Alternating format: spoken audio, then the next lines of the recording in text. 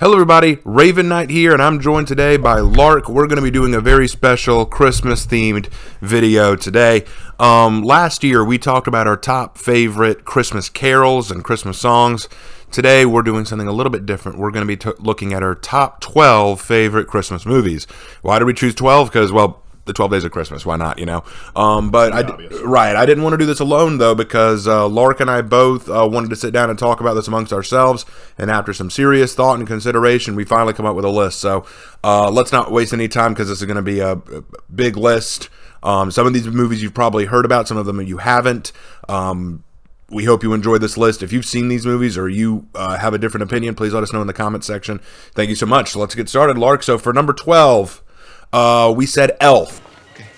Okay, people, tomorrow morning, 10 a.m., Santa's coming to town. Santa! Oh my God!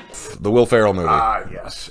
So Elf is, we hardly need to explain it. You know the movie. Will Ferrell plays Buddy the Elf, a human who is adopted by Santa's elves and now grows up among them, not realizing he's actually a human, even though he's taller and bigger and all that than all of them.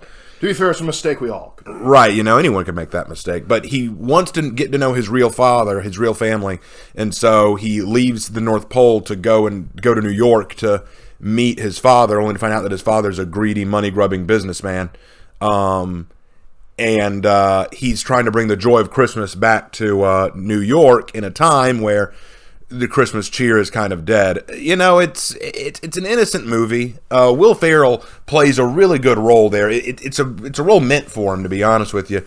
He's channeling this innocence that you just can't replicate. You really enjoy it. You feel like he's having a ball playing this role.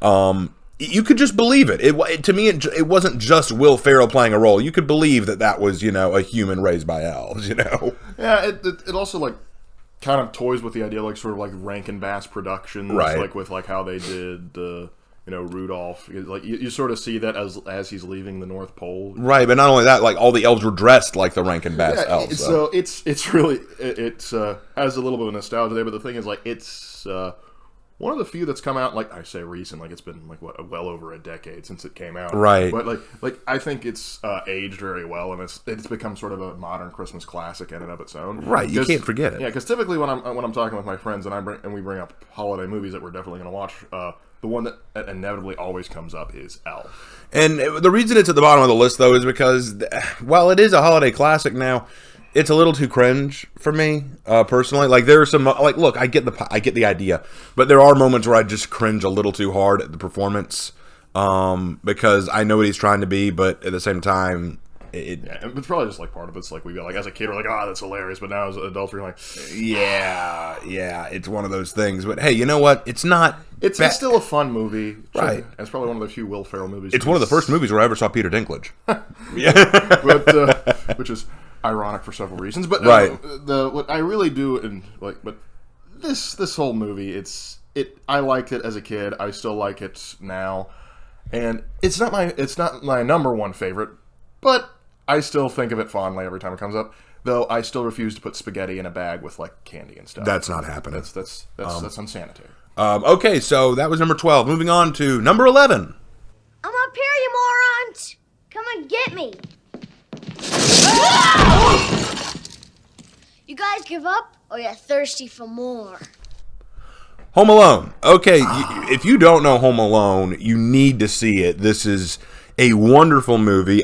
We actually debated if we should include this one because it's not truly Christmas. It takes place around the holidays, but only one small portion of the movie actually happens on Christmas. Yep. But it does take place during the Christmas season. Right, so, but the problem is the message of the movie isn't really about Christmas. It's more about being thankful for your family, you know, recognizing who they are and recognizing that you need them as much as they need you. Mm-hmm. But to be fair, you know, the funny thing is, the message is you need to be thankful for who you have. But as we see, Kevin McAllister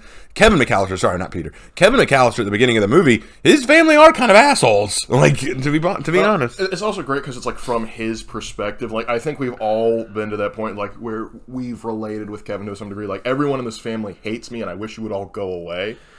And yeah, I think all of us at one point or time in our lives have like sort of felt that sort of thing, and we've all sort of felt like, you know, I could last on my own if I right. But I think what I liked so much about it is, as little kids, we didn't care for the story. We wanted to see the funny slapstick traps and stuff. Like, that was our favorite part. But then as we got older, we came to really appreciate everything else in the movie. Like, it wasn't just a slapstick. It was Kevin's relationship to his family, the mother's desperate attempt to get back home to him. The old man coming in at the end to save the day. Yeah, he was awesome. I loved his character. And say what you want about the sequels, but the first one I think was gold. One of John Hughes' best and most memorable. I think the only reason we put it low on the list is because at the end of the day, the message itself has very little to do with Christmas itself. Yeah, because the thing is, I recall, like, we rented this back when Blockbuster was a thing. Right. We would rent this movie all the time, but it didn't matter if it was Christmas or not. Because as kids, we didn't, like, we knew a Christmas song, but we didn't associate with Christmas. We associated with, we're going to prank some morons. Right. That's what we like. Of course, one of the villains was My Cousin Vinny. Like, what's great about that is the actor. He, like, within that, within like the span of like 18 months or so, he went from playing My Cousin Vinny, Home Alone, to Goodfellas. All was like just a triple knockout right there. Yeah, what an actor! All of them good movies. But anyway, all right. So that is Home Alone. Moving on to number 10. A vision. That's splendid. No, it was about your Christmas. There was smoke and fire. That's not my Christmas. My Christmas is filled with laughter and joy and this. The Nightmare Before Christmas. This movie, it is both a Halloween and a Christmas movie. Which is something you don't typically see. Yeah, probably a little bit more Halloween than Christmas, if I'm being honest. But and it's also near the bottom, not only because of that, but because, again, the message isn't really anything about Christmas. It's about accepting what you are and what you're all about, and not trying to merge with something that you don't work with, which is fine. But it's not really a Christmas classic. But I think we had to include it because I can't help it. When I think Christmas movies, Nightmare Before Christmas does come to mind. Well, it is nice because, like, it's a Halloween and a Christmas movie. Right. But also, I think this is, like, some of Tim Burton's best work. Like, the claymation works very well with his style. For sure. His style is just allowed to overtake the world in and of itself. Because one of my problems, like, typically, like, Tim Burton movies is, like, the dark and the macabre kind of, like, sticks out like a sore thumb with everything else. And it's kind of, like, for me, at least, it's kind of like hard to get in the mindset to relate to some of that. But in this, the Dark and Grotesque does a very good job of doing the Tim Burton thing of, like, being joyful and crazy. Like, you're not turned off by it. You're like, oh, that's kind of fun and crazy. And the idea that a bunch of Halloween gremlins, one is like, you know what? I'm going to give Christmas a try. And I'm just like, you know what? Go for it. You know, it's fun. Jack Skellington, he was so charming. That's his song, What's This, when he's singing all the Christmas stuff. God, you felt that excitement. The music let alone gets it on the list. Danny Elfman just sells it. Like, I know, like, John Williams I find better most of the time, but you can't deny Danny Elfman is a talent. And absolutely. For sure, the music sells it, the atmosphere sells it. And, in this movie, Tim Burton has this gift for taking something that's supposed to be grotesque and scary and making it really charming. Yeah. So I definitely liked it, but hardly a Christmas movie, so we kept it low on the list, but it is very memorable to us. Also, Santa was honestly kind of scarier in that movie to me than... I know it wasn't intentional, but the design of Santa looked scarier to me than any of the other monsters. Not only that, but he was kind of a dick. No, you're thinking of Rudolph. Rudolph Santa Claus. Oh, yeah, he was an asshole. There's no question. Like, how dare your child have a birth defect? Oh, geez, Santa. I guess you're skipping over St. Jude's this year. I love how he tells Donner, you should be ashamed of yourself. I can't control what comes out of the lady, Santa. Sorry, we got off topic. Okay, let's move on. Rudolph will not be appearing on this list. Now, Randolph the Six-Gun Cowboy. Let's move on. All right, number 9. This is one you probably haven't heard of. Children aren't the only ones who get a gift from Santa. Let the talking begin. Merry Christmas. Mom, who is that? Annabelle's Wish. Annabelle's Wish is, oh, wow. Okay, so you've probably never heard of this movie. I think it came out in 1997. Animated movie about it. Story takes place in Tennessee. Stars some actually decent actors. Some of them you probably know. If I recall, like Jim Varney. Jim Varney plays Gus Holder. Randy Travis is the narrator and the adult main character. And we also had Cloris Leachman as Aunt Agnes. Like, good Lord. Perfect cast. Some really good actors in this, but basically the story was pretty simple. You have this farm in Tennessee where a young boy named Billy saw his parents die in a barn fire, and as a result, he's been traumatized to the point that he can't speak anymore. He may never get his voice back. He's living with his grandpa, who is just trying so hard to reach Billy, trying to help him out, trying to, help bring out the child in him, bring out his voice again, but he just can't do it. And very gripping stuff. But what they don't know is that every Christmas, Santa Claus comes to the farm and gives his magic to let all the animals speak for a few days. Like, they have the ability to speak on the condition that they never speak around the humans, which is kind of weird. Bored, well, I mean, it doesn't make sense when you think about it, because if the animals can't speak around the humans, what's the point in them speaking to each other? Can they not understand animal language? Well, they read Animal Farm and they got a plan. Well, again, you don't think about that as a kid, but the whole idea is that the new calf, Annabelle, she really wants to fly like the reindeer do. She wants to fly. That's her dream. And she's very energetic about it, very passionate about it. And you fall in love with this calf. But over the course of the story, we get to see her building a relationship with Billy. They become really close friends. And she cares about Billy to the point that she wants to help him have a Merry Christmas. So she willingly sacrifices her ability to ever speak again so that Santa will let Billy speak, give him back his voice. And, Annabelle had to give that up. That's a meaningful sacrifice, but it does end on a positive note. After Billy has grown up, gotten married, and taken over the farm, and Annabelle's an adult, I think I really love the near-ending scene where Billy goes to check on an adult Annabelle who looks old and tired and weak, and talks to her, wishes her a Merry Christmas. His wife comes in, honestly, Billy, the way you talk to those animals, you'd think that they could talk back. And then his response, how do you know they can't? I'm like, that's kind of heartwarming to me. I really like that. And then it ends, and I'm not going to spoil the ending. Y'all got to just see it. Because it's a good old-fashioned sort of like heartwarming animated classic. It's very strong, I'd say. I think the reason it isn't higher is because it's nostalgic for us, but we recognize that other people may not be into it. Yeah. But guys, I'll be real honest. If you like animated Christmas movies, this is a must-see. Yeah, it always surprises me that like every year, like they stream like Grandma's got run over by a reindeer 30 million times. I'm so sick of that movie. And yet they sleep on Annabelle's Wish. Annabelle's Wish is so much better than Grandma Got Run Over by a Reindeer. Spoiler: that one will also not be true. Golly.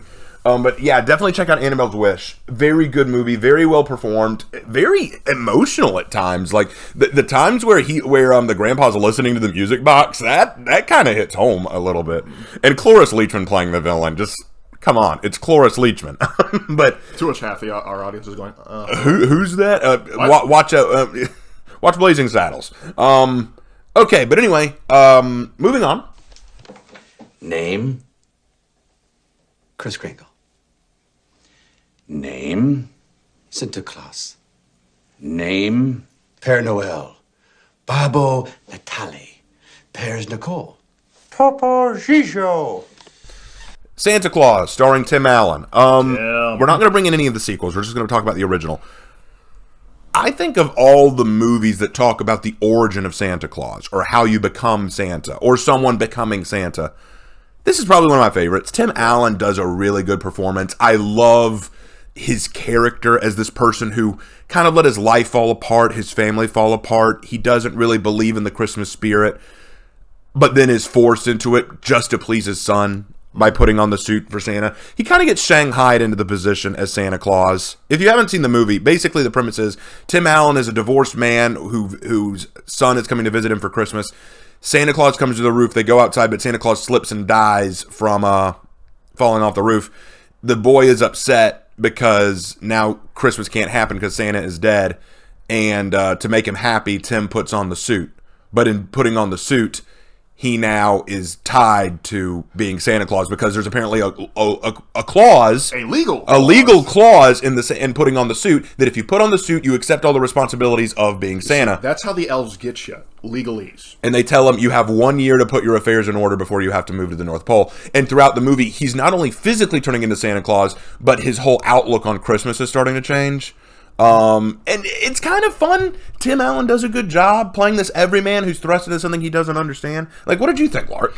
I mean, I really liked it. I remember growing up liking and watching it every year. Right. Just because Tim Allen always made me laugh. I don't know why. I think he's great. I enjoyed it. And also what makes, and this is a successful Tim Allen's Santa Claus is successful, because after Disney made the boneheaded decision to not use him in the Lightyear movie, they kind of came crawling back to him saying, like, please, could you do something with the Santa Claus again and make a miniseries? To which he said, all right, but we're going to do it my way.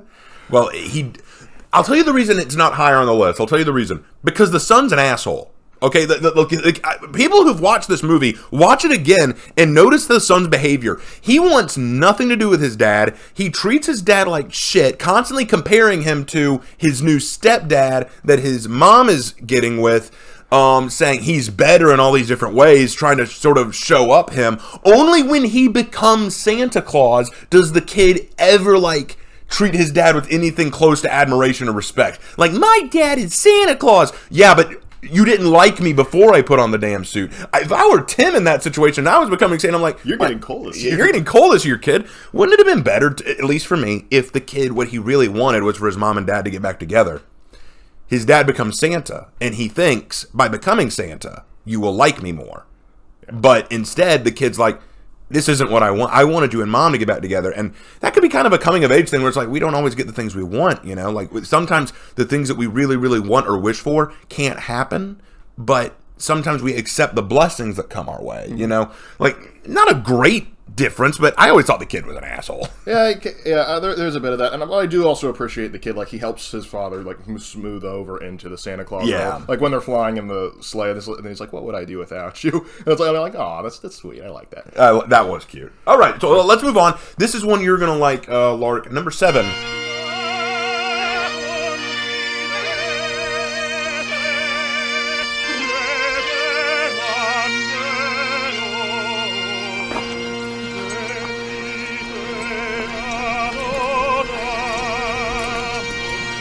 Jacques Noel. All right, so basically, this is a movie telling the story of the Christmas truce in World War I. Yeah. I only saw bits and pieces of the movie. I know what happened in the story, but Lark, what did you love about this movie? Well, one, just the before I get into the movie, there's one, probably my favorite ad of all time is a Christmas ad. It's like a Salisbury ad for that uses the Christmas truce, and like I know it's started to pop up on TikTok now, but I show it to my kids every year for school, because it not only is it historical, but it also kind of shows like Christmas is such a special time that it was able to effectively bring the First World War to a pause, at least for a few days. Right. And that people started to realize that, you know, we're more than just the war machine that we've been sort of forced into. Like we're not, like, the other side isn't just enemies, we're all humans. Right.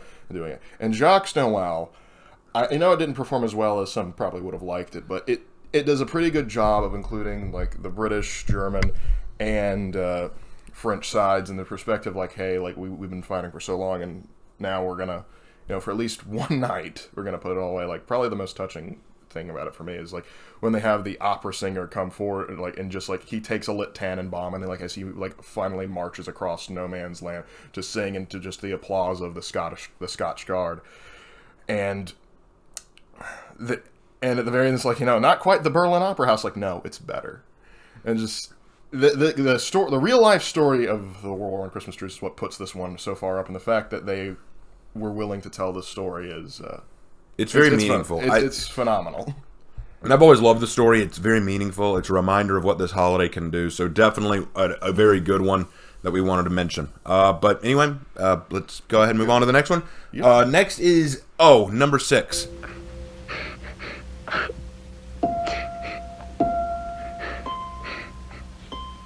Tell me, son, are you the owner of this small donkey?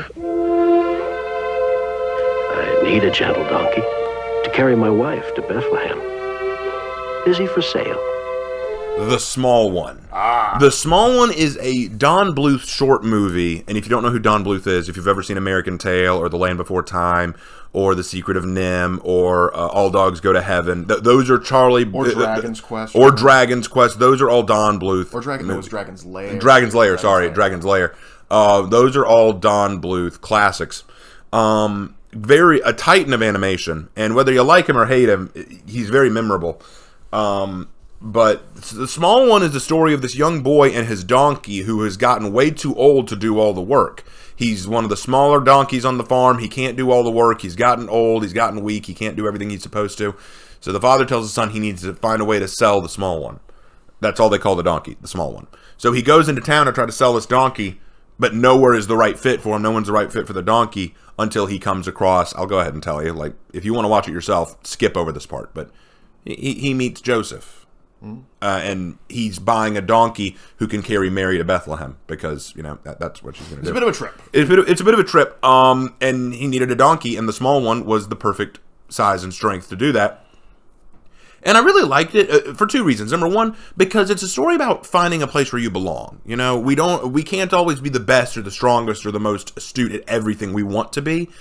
But at the same time, we don't have to be, because there's always a perfect fit for us. There's something we can do well that is perfect for us, a perfect fit. He may be the small one, but he served a bigger purpose. And it's kind of a bittersweet ending, because the boy doesn't want to say goodbye to the small one, but he also knows that this is what he needs, which is very nice. But the second thing I like about it is you don't see a lot of movies that talk about the nativity or talk about the birth of Jesus. And while this one technically isn't 100% about that, I mean, Joseph and Mary don't show up until the end, I still thought that's meaningful. That's kind of heavy. I liked it. I'm a sucker for anything nativity related, so this one automatically got high up on the list, and the fact that Don Bluth was doing it just made it so much better. For sure, I gotta agree with that. All right, it's a small one. If you get small, I didn't mean to do that. Bad fun on my part. Anyway, it is a short film. Definitely check it out if you haven't. It's a good one. I promise. Actually, the funny thing is, we didn't see the movie first. We read the book first. It was made into a little picture book. So yeah, like our mom and dad read it to us when we ourselves were small. Yeah, there you go. How you like? How's it feel? Not so good, huh? Not so good. All right, number 5. Oh, I don't think so. Christmas is still Christmas. Oh, Christmas isn't just a day. It's a frame of mind. And that's what's been changing. That's why I'm glad I'm here. Maybe I can do something about it. Miracle on 34th Street. Oh my god. Okay, Lark, actually, you only watched this with me a few days ago. I'd seen both the original and the remake. You had just watched the original with me a few days ago. I had heard of them. I knew the premise. I just never actually sat down to watch it. And I saw that it was like free on Roku or something, and I was like, you know what? Raven keeps talking about it. I'll give it a watch. And what were your thoughts? I really liked it. I think that the Santa Claus from Miracle on 34th Street is probably one of the best Santa Claus I have ever seen portrayed. He plays it. So you just believe this guy's Santa, which is the point. And guys, you know how we were talking a second ago about Grandma got run over by a reindeer, putting Santa on trial, all that kind of stuff? That started with Miracle on 34th Street. That was the movie that really got that whole thing started, because the setup is that Santa Claus has shown up in New York at Macy's at the store to be sort of a store Santa, because his goal is he's upset that Christmas has become so commercialized and has lost the spirit. He wants to try to see if he can bring it back. And so he's trying to help some people, including this little girl and mother. The mother has basically been trying to drill fantasy out of her daughter, because she doesn't want her daughter to grow up with false expectations, because she herself went through horrible issues and breakups and stuff like that, and she doesn't want her daughter to get false stars in her eyes. Whereas the Santa wants to restore Christmas in the little girl's eyes, restore fantasy and wonder in this little girl's eyes, and help the mother come to terms with what she's lost. They meet this lawyer who has the hots for the mom but doesn't know how to approach her. And through the process, everyone realizes this guy thinks he's really Santa Claus. He must be insane. But the lawyer really likes him, and so when he finally gets taken to court, he defends him, trying to prove that he is in fact Santa. Even though he himself, the lawyer, doesn't really believe it himself. He doesn't really believe it. He humors the old guy. He humors Kris Kringle, but he doesn't actually believe it himself. I'm not going to spoil the ending. You have to see this movie. You really have to see this movie to get the cool twist ending. It's only a little over an hour. Yeah, it's worth it. It's not super long.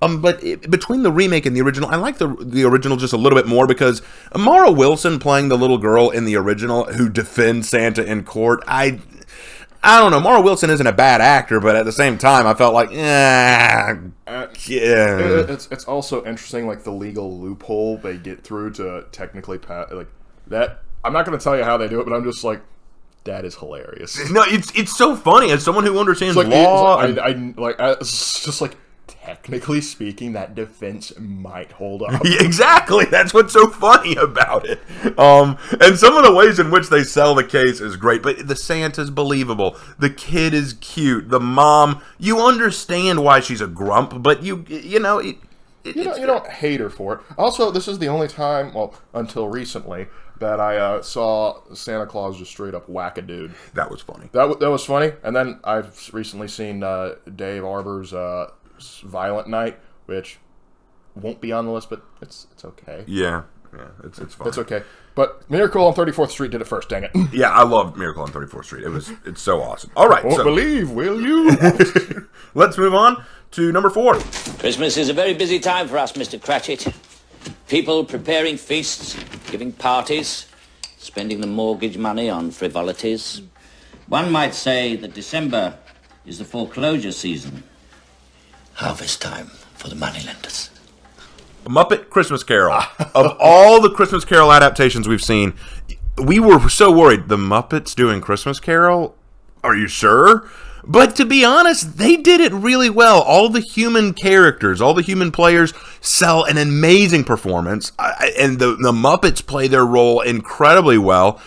What I love is the guy who plays Scrooge. I can't remember his name for the life of me. It was Alfred in the Batman. Yeah, what I love about him, he plays it as serious as cancer. Okay, like you are surrounded by these Muppets, these colorful Muppets, and yet you're not even cracking a smile. Like it's like you're playing this as serious as cancer, and I love that. He does it really well. Kermit is Bob Cratchit. He plays that off very easily. The hecklers as Jacob and Robert Marley. It's like that speech. It was quick. It was ridiculous. It was crazy. It was short. We loved it. They're our favorite Muppets. But all of it felt really genuine. They left out a lot of stuff from the original, but they kind of had to because there's some dark stuff in the original. There is, but I think what's like our personal favorite rendition of A Christmas Carol is done by a theater production company called like Theater in the Park in North Carolina, and we used to go about once every other year to go check them out. Right. And it just does the story in such a comedic way. Right. And if they put that on film, it would probably be our number one favorite. Right. But the thing is, they didn't. But Muppet Christmas Carol is probably the closest to that rendition we get because it's a very funny. It's the Muppets at their best because a lot of times when you see Muppets do like rendition, like I remember they did Wizard of Oz, which everyone went, well, that certainly was a thing. And that was the nice way of putting it. But there's other times... It was stupid. Yeah, it was stupid. But the thing is... And so a lot of those will, like, age horribly. But Muppets Christmas Carol, it ages like fine wine. But I think I love it. But here's the funny thing. Where it messes up in one area, it sells in the other. Like, for example, I think one of the weakest things about the Muppet Christmas Carol was how they handled the relationship between Scrooge and his love when he was younger. All they do is they kind of treat it with a song called "The Love We Found," and I'm kind of like, I wish you could have gone a bit more into that. But at the same time, they'll follow that up with one of the best Ghosts of Christmas Presents ever, and a memorable song of "It Is the Season of the Heart." You know, like it. It feels strong. It's very well done, so we've gushed about it enough. The only other Muppet movie that even comes close to it is Muppet Treasure Island, which I don't even know if it's better than. Like, look, Tim Curry's good, but... Like it's kind of two hours. Like Tim Curry, just like he was born to work with the Muppets. Correct. Whereas, gosh, it's bothering me that let's I'm looking it up. You just look it up. Yeah, I'm looking it up right now. Okay, so it was Michael Caine. Michael Caine. It was Michael Caine. Just look that up. We'll cut that last part out. We're doing this live, folks. I didn't know Frank Oz played Miss Piggy. That's you didn't know? I didn't know that. He did it for a long time. Man, I forgot. I don't remember everybody that does it. But anyway, more to the point. Let's go ahead and get back to it. Yep. Next up, number 3.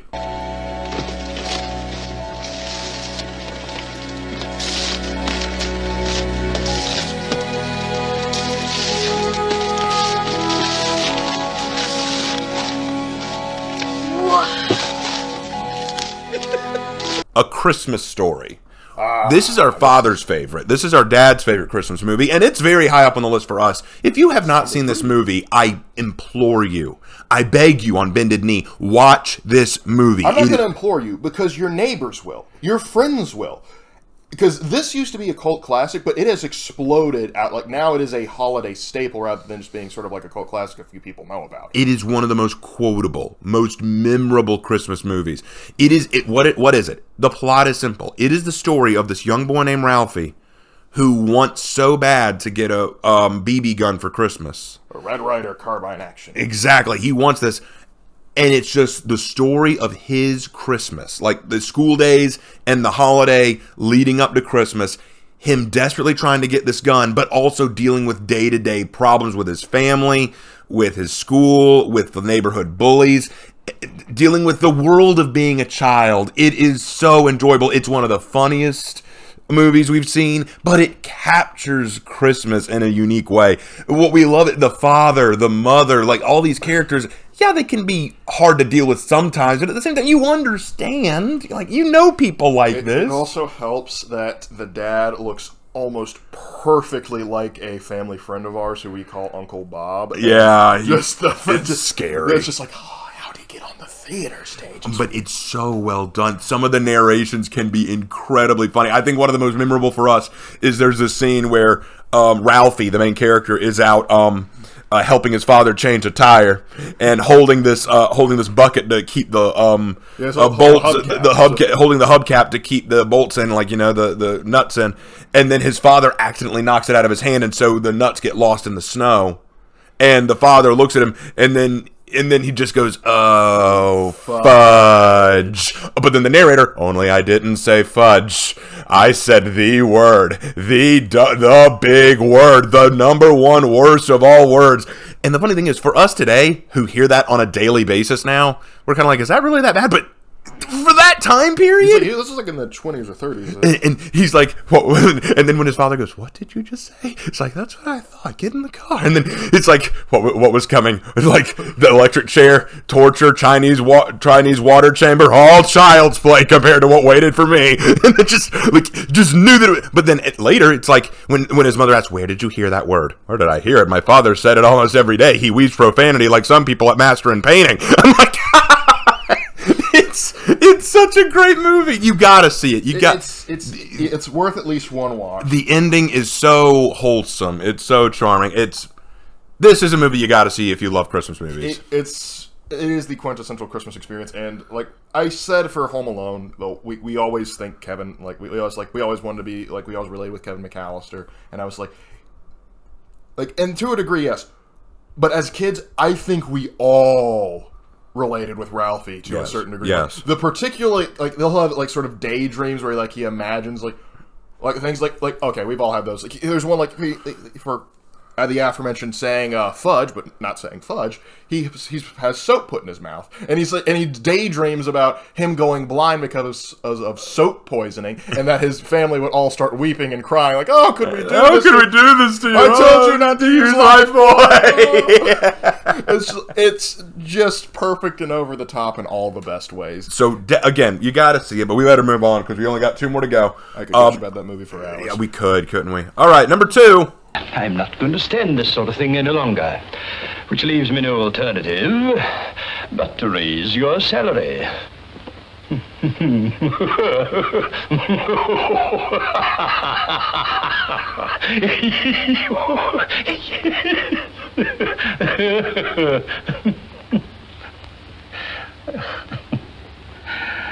I haven't taken leave of my senses, Bob.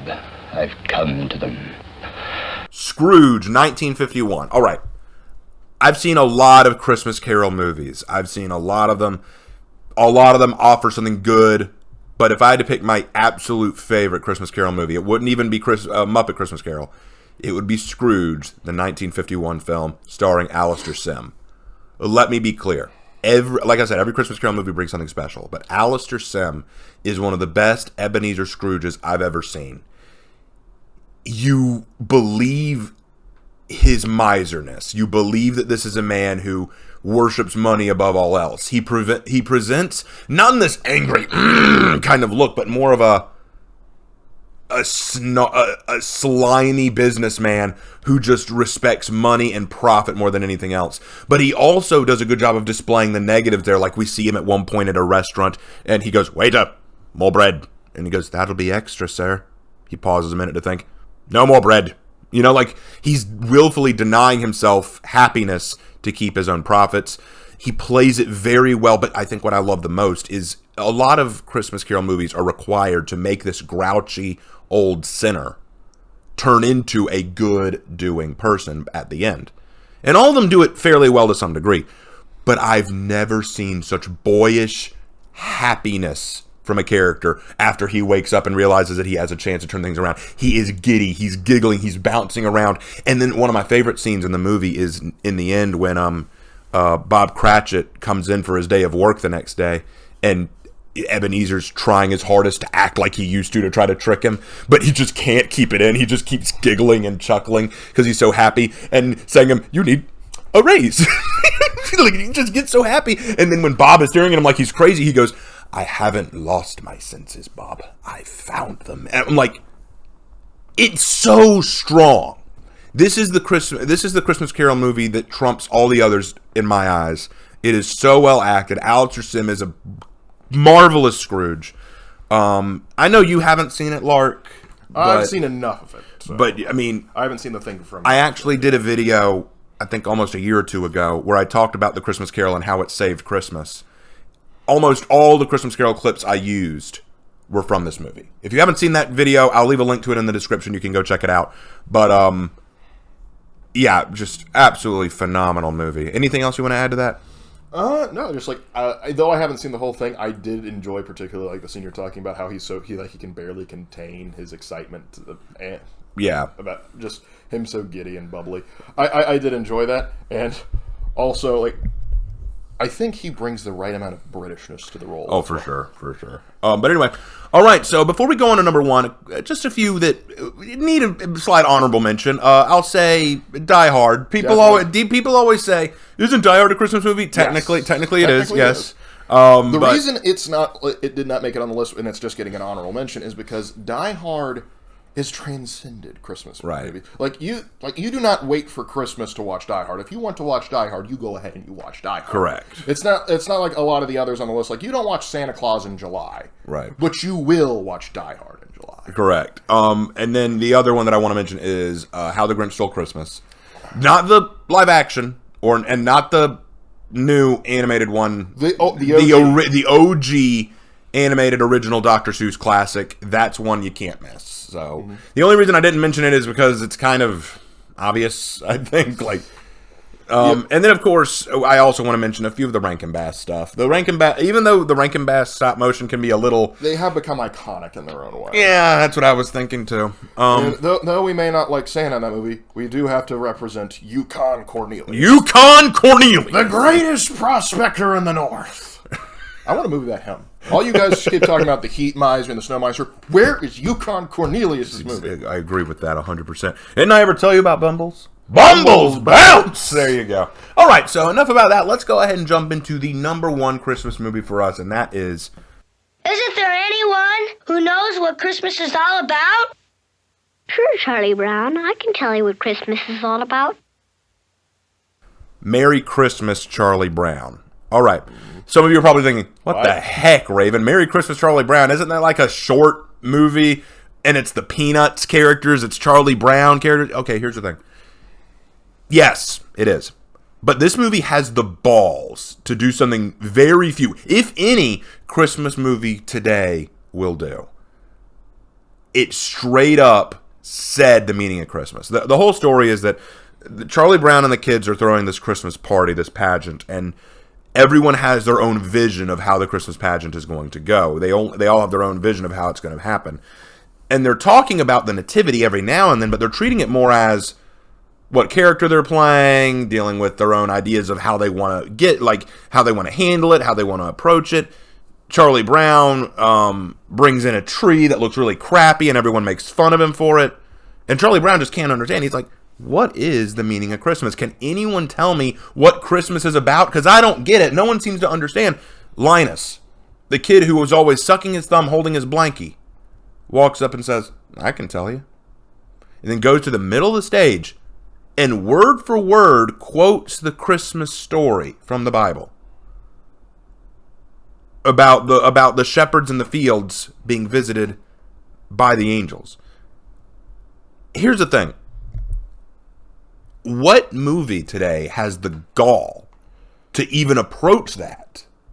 To even admit, like, yeah, that's what Christmas is about. Typically, the only time you'll see it is if it's actually a movie revolving around the nativity in and of itself. And for that, it's kind of expected. Everyone knows it. But in a kid's movie, no less, for them to just stop everything and go, okay, let me remind you the reason for the season. Correct. It's refreshing to me, and also, it's just...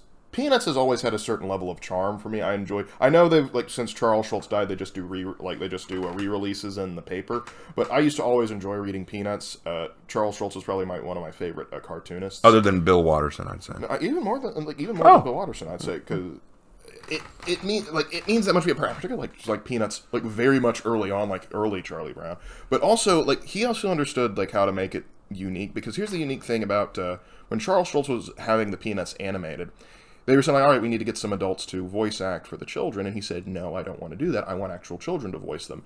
And so you'll note that when you watch any Peanuts thing related, at least back in the day, the cadence is off for a lot of the kids. And that's because these children had trouble reading this stuff. So they would record them saying one word at a time to make sure that they could get it, and they would just splice them together.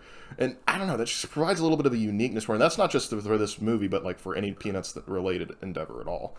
And so, but anytime Christmas comes around, I automatically think of this one, and also the scene with Linus, but also like how it ends, like with they finally wishing him a Merry Christmas, and then they go ahead and start singing Carol that showed up in one of our top 12 favorite Christmas songs. Yeah, but the other check that one out again. Yeah, check that video out. But the other thing about it is, Charlie Brown, after hearing the story, takes his Christmas tree home and tries to show it some love. It still doesn't blossom the way he wanted it to.